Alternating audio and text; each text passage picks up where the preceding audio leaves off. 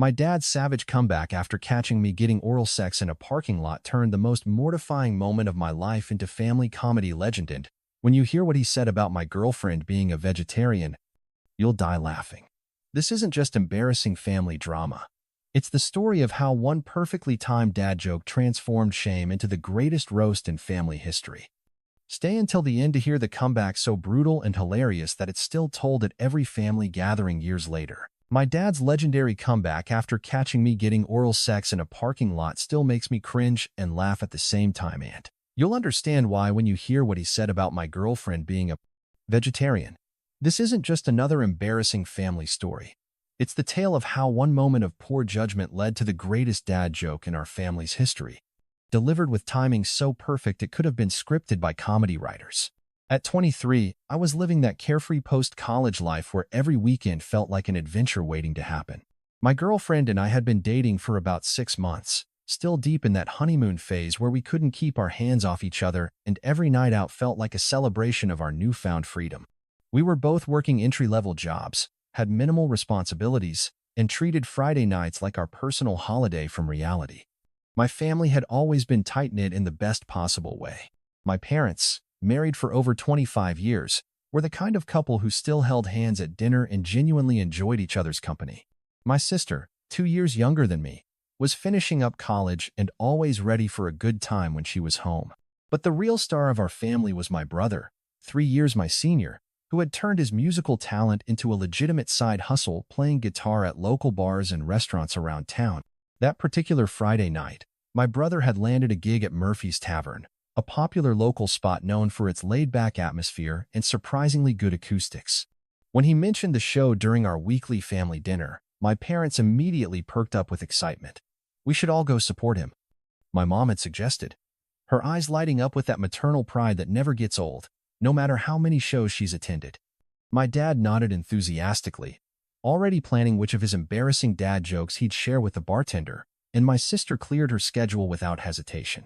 The plan was beautifully simple, a family night out supporting my brother's music, complete with drinks, laughter, and the kind of bonding that makes you appreciate having people who genuinely want to spend time together.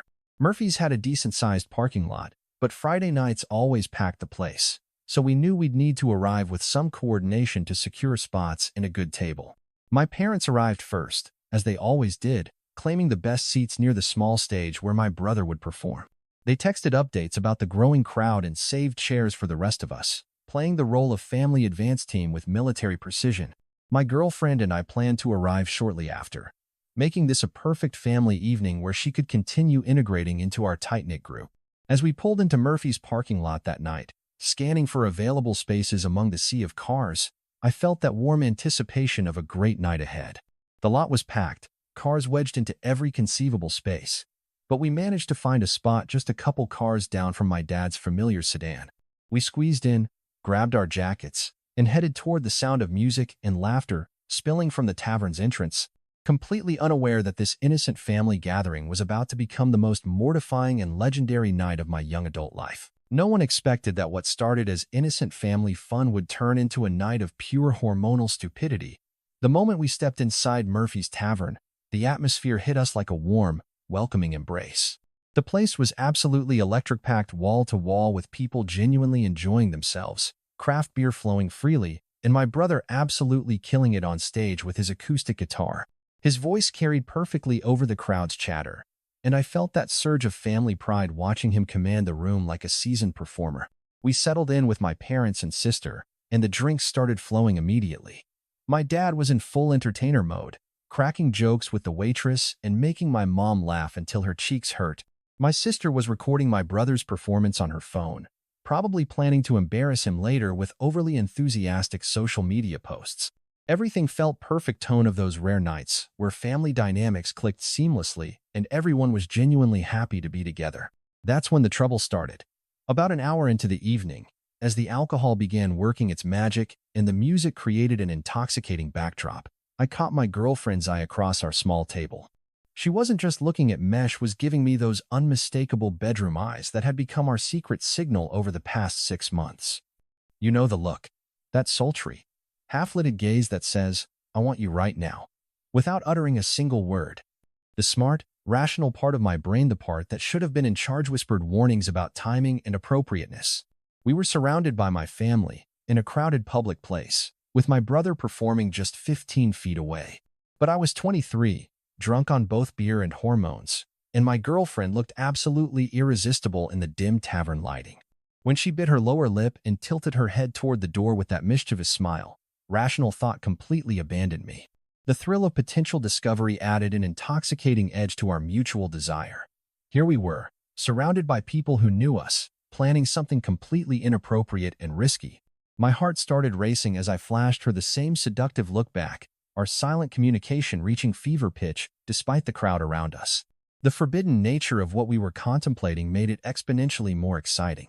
"I need some air," I announced casually to the table, hoping my voice sounded more nonchalant than I felt. "Think I'll step outside for a quick smoke." My girlfriend, playing her part perfectly, nodded and mentioned needing fresh air too. If anyone at our table suspected our real intentions, they didn't let on. My parents were too engrossed in my brother's performance, and my sister was busy chatting with friends who had recognized her from across the room. We slipped out into the cool night air, our hearts pounding with anticipation and the reckless confidence that only alcohol and young love can provide. The parking lot was dimly lit and mostly empty of people, everyone having migrated inside to enjoy the music. My car sat there like a private sanctuary, just waiting for us to claim it. As we approached the vehicle, checking over our shoulders to ensure we were alone, the combination of alcohol, lust, and adrenaline created the perfect storm of terrible decision-making. We had no idea that our moment of passion was about to collide spectacularly with family dinner plans, creating a memory that would haunt and amuse us for years to come. But the tragedy hadn't even begun yet. What started as 15 minutes of passionate bliss in the dark parking lot was about to become the most mortifying experience of my young adult life. My girlfriend and I had completely lost ourselves in the moment. The combination of alcohol and desire, making us forget basic concepts like time, location, and the fact that my entire family was just 100 feet away inside the tavern. The false sense of security was intoxicating. I had triple-checked our surroundings before we started, scanning the parking lot like a military reconnaissance mission. The area seemed completely deserted, with everyone either inside enjoying the music or long gone to other Friday night destinations. The darkness provided what felt like perfect cover, and my car's tinted windows created our own private world. We were invisible, untouchable, living in a bubble of reckless passion that felt absolutely bulletproof. Time became irrelevant as we lost ourselves completely. What we didn't realize, what our alcohol-clouded brains couldn't process, was that my brother's acoustic set had a scheduled-in time. While we were occupied in our intimate bubble, the music inside had been winding down, the applause had erupted, and people were beginning to filter out of the tavern. The perfect storm was building, and we were completely oblivious to the approaching disaster. The knock on the window shattered our world like a gunshot in the silence. The sound was sharp, deliberate, and absolutely unmistakable. Both of us literally jumped 2 feet in the air within the confines of the car, our bodies reacting with pure animal panic before our brains could even process what was happening. My heart went from racing with pleasure to hammering with absolute terror in less than a second. Time slowed to an agonizing crawl as I forced myself to look up, dreading what I would see but unable to avoid the inevitable. My sister stood there first, her face a mixture of disgust and disbelief. She took one look at the scene, shook her head with the kind of disappointment that cuts deeper than anger, and immediately turned away, walking quickly toward my parents' car. The shame hit me like a physical blow. My little sister, who looked up to me, had just witnessed her big brother in the most compromising position imaginable. Then I saw my mother's face, and my soul left my body. The look of absolute horror in her eyes was something I had never seen before and never wanted to see again. This woman who had raised me, who had taught me right from wrong, who had trusted me to make good decisions, was staring at the wreckage of her son's judgment with pure maternal shock. Her hand covered her mouth as if she could somehow unsee what she had just witnessed. My brother, meanwhile, was methodically loading his guitar equipment into my dad's trunk, his movements deliberately robotic as he pretended this wasn't happening. Even from a distance, I could see the tension in his shoulders, the way he was avoiding eye contact with everyone, trying to give us what little dignity remained by not acknowledging the spectacle. But it was my father's reaction that haunted me most. Instead of anger or disappointment, he simply turned around and began gently but firmly guiding my mother back toward their car, his protective instincts kicking in to shield her from further exposure to his son's poor life choices. The quiet dignity of his response somehow made everything infinitely worse than if he had exploded with rage. Meanwhile, my girlfriend had the presence of mind to drop to the floor, pretending to search for a non-existent contact lens while I frantically struggled with my zipper, my hand shaking so badly I could barely function. The damage was done. The moment burned into family history forever, and we both knew our lives had just taken a very awkward turn right at that moment. As my family dispersed to their cars with the efficiency of a well-coordinated evacuation, the full weight of what had just happened began to sink in. The parking lot, that had felt like our private sanctuary, now seemed like a crime scene, with my girlfriend and I as the guilty parties trying to piece together our shattered dignity. We sat in stunned silence for what felt like hours, but was probably only minutes, both of us processing the catastrophic collision between our hormones and my family's unsuspecting evening out. The drive home was a masterclass in awkward silence. My girlfriend stared out the passenger window, occasionally muttering things like, "Oh my God," and "I can't believe that just happened," while I gripped the steering wheel so tightly my knuckles turned white. We both knew that pretending this never occurred wasn't an option. The evidence was burned into too many retinas, and my family wasn't exactly known for letting things slide without discussion. Sleep that night was absolutely impossible. I lay in bed staring at the ceiling, my mind racing through every possible scenario for how the next day would unfold. What exactly had they seen? How long had they been standing there before my sister knocked? Did my parents recognize the car immediately, or did they have a moment of horrified realization when they spotted my license plate? The questions multiplied exponentially, each one more mortifying than the last. My girlfriend was handling it even worse than I was. She called me at least 6 times throughout the night, her voice a mixture of panic and disbelief. "I can't face your parents tomorrow," she kept repeating. "They'll never look at me the same way again. Your mom probably thinks I'm some kind of—" I don't even know what she thinks. The dinner plans we had made weeks ago now loomed like an impending execution, a social obligation that had transformed overnight from pleasant family time into a potential disaster zone. The next morning brought no relief, only the ticking clock counting down to our inevitable confrontation. We considered every possible escape route, calling in sick, claiming a family emergency, even suggesting we take a spontaneous weekend trip out of town. But running away would only make things worse, confirming that we were ashamed of our actions rather than simply embarrassed by poor timing and location choices. As the afternoon approached, my anxiety reached fever pitch. My strategy crystallized around one central idea: get ahead of the story by talking to my dad first. Maybe if I could gauge his reaction, understand the extent of what they had witnessed, and possibly inject some humor into the situation, we could navigate this disaster without permanent damage to family relationships. My dad had always been the more approachable parent when it came to uncomfortable conversations, with a sense of humor that could diffuse almost any situation. The plan seemed solid in theory, but as we pulled into my parents' driveway that evening, my confidence evaporated completely. The house looked exactly the same as always, but somehow more ominous, like a courtroom where my judgment would be rendered.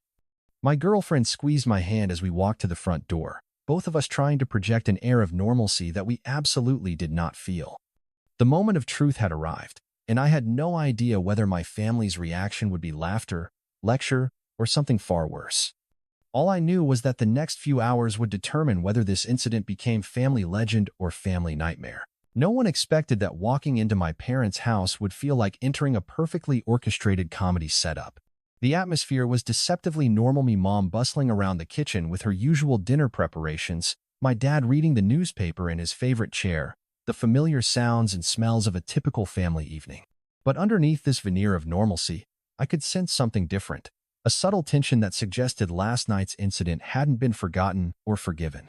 My girlfriend and I settled into our usual spots at the dining room table, both of us trying desperately to project an air of casual confidence that we absolutely did not feel.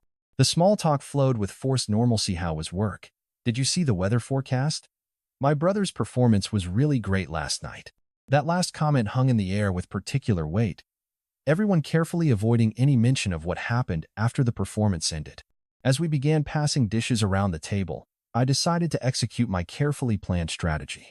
The silence was becoming unbearable, and I figured addressing the elephant in the room directly was better than letting it fester. I took a deep breath, summoned my courage, and opened my mouth to begin what I hoped would be a mature, adult conversation about the previous evening's unfortunate timing.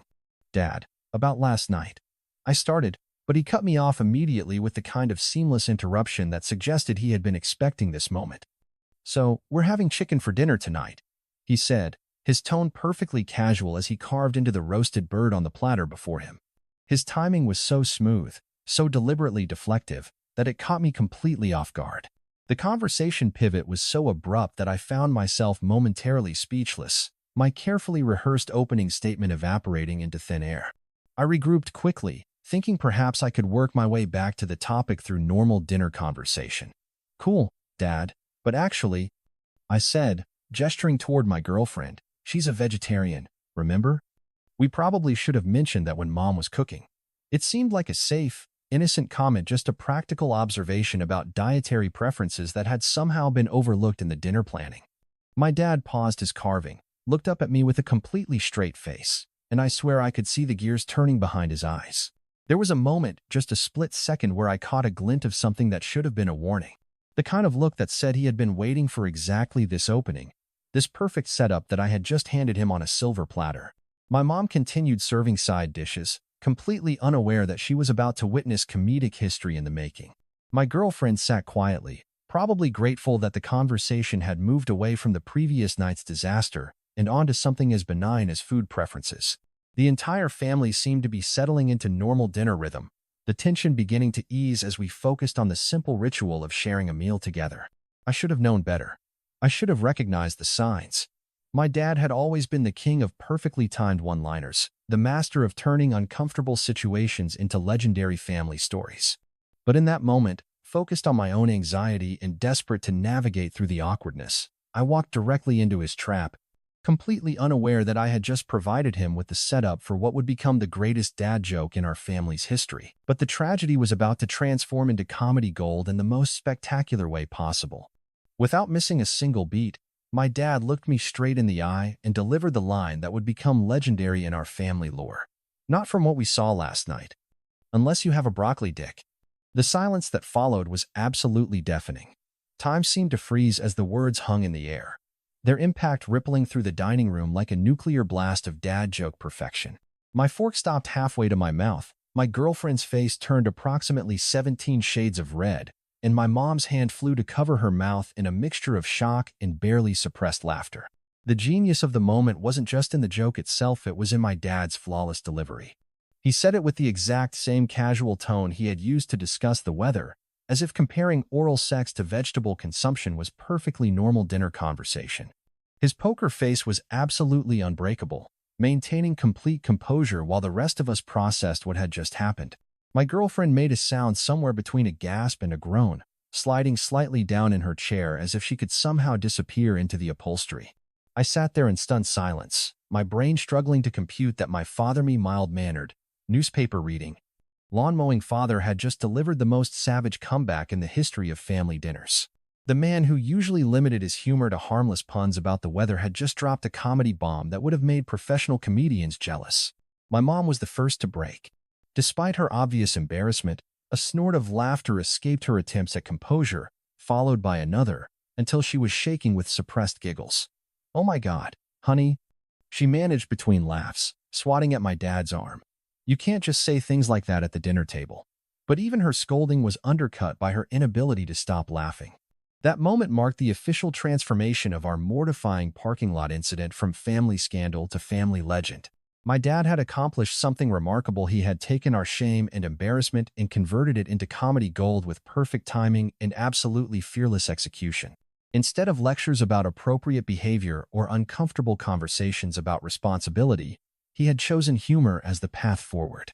Over the years, that line became my dad's signature moment, retold at every family gathering, holiday dinner, and whenever new people joined our extended family circle. "Tell them about the broccoli dick story" became a regular request at parties, and my dad would launch into the tale with the enthusiasm of a seasoned performer. The joke even made its way into his best man speech at my brother's wedding, earning thunderous applause from guests who had heard the legend but never the full story. What amazed me most was how that single perfectly timed joke transformed our family dynamic. Instead of awkwardness lasting for months or years, we were all laughing together within minutes. My girlfriend eventually learned to appreciate my dad's quick wit. and the incident became a bonding experience rather than a source of ongoing embarrassment. Looking back, I realize my dad taught me something invaluable that night. Sometimes the best way to handle life's most mortifying moments isn't with anger, disappointment, or lengthy discussions about poor judgment. Sometimes the perfect response is a perfectly timed joke that turns embarrassment into laughter and transforms family disasters into legendary stories that bring people closer together. That's the power of comedy gold delivered with impeccable timing. It can turn your worst moment into everyone's favorite memory. Sometimes the most mortifying moments become the most treasured memories when handled with perfect timing and humor. My dad taught me that laughter heals faster than lectures, and the best families turn disasters into legendary stories. Life will absolutely destroy your dignity, but the people who matter most are the ones who pick up the pieces and turn your worst moments into your greatest stories. If this story resonated with you, hit that like button to help others find it. Leave a comment sharing your thoughts or experiences. Your words might be exactly what someone else needs to hear right now. And subscribe to join our community of resilient souls who've learned that sometimes being underestimated is your greatest superpower. Together, we're writing new endings to old stories, and I can't wait to share the next chapter with you.